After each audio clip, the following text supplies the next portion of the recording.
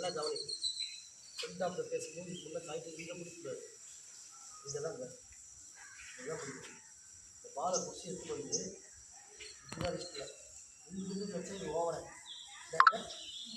ஓவரை இந்த attack line தெரியுமா? அட்டாக் லைன் இந்த அட்டாக் லைன் உள்ளே வந்தாக்கா ஷோல்டர் வந்து ஃப்ளோட்டிங் தான் போகும். தான் போகும் பால் தான் போகும் பால் ஃப்ளோட்டிங்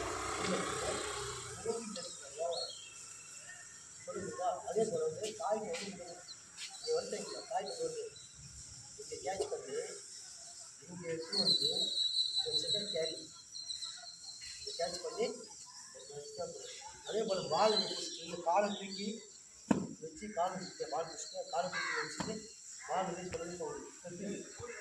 சொல்லுங்களா? இங்கே இருக்குது பால் அந்த பக்கம்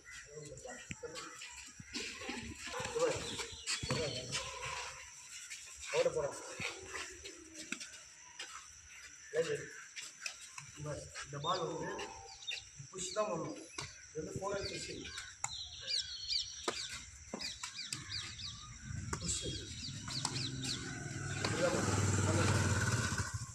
ஓவர் இதுதான். அதே போல் ஓவர் அட்டாக் லைன் வெளியிருந்து அதே போல் காயத்தை இங்கே பிடிச்சி தெளிக்கிறோம். ஓவர்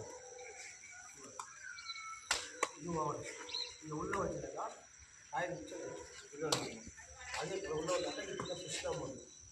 தேவை ஓடுறதுனா இங்கே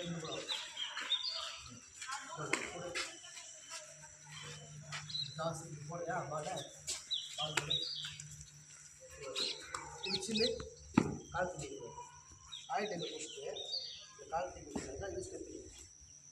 இதெல்லாம் வந்து கேமில் பிடிச்சிடுவாங்க. மைண்டே கவனிக்கணும். பால் பிடிக்கிறதுக்குன்னு மூடி போயிட்டு பந்தை பிடிச்சிட்டு அடுத்து மூவ் பண்ணக்கூடாது. பந்தை பிடிச்சி ரிலீஸ் பண்ணிட்டு தான் போகணும். காய்கை பிடிச்சி மூவ்மெண்ட் பண்ணி போட்டால் தான் ஸ்டெப்பிங் சொல்லுங்களா? அதனால் வந்து எல்லாமே ரொம்ப கேர்ஃபுல்லாக விளையாடணும். இதெல்லாம் அங்கே ஃபவுல் பிடிப்பாங்க. புரியுதா? பால் எந்த காரணம் ஃப்ரண்ட் ஆஃப் ஃபேஸுக்கு தான் பிடிக்கணும். பால் இங்கே பிடிக்கூடாது. இங்கே பிடிச்சாக்கா இப்படி தான் போடணும். இங்கேருந்து இங்கே வரவே கூடாது. சொல்லுங்கள் எல்லாருக்கும் ஃபாலோ பண்ணிக்கலாம். கட் பண்ணிக்கலாம்.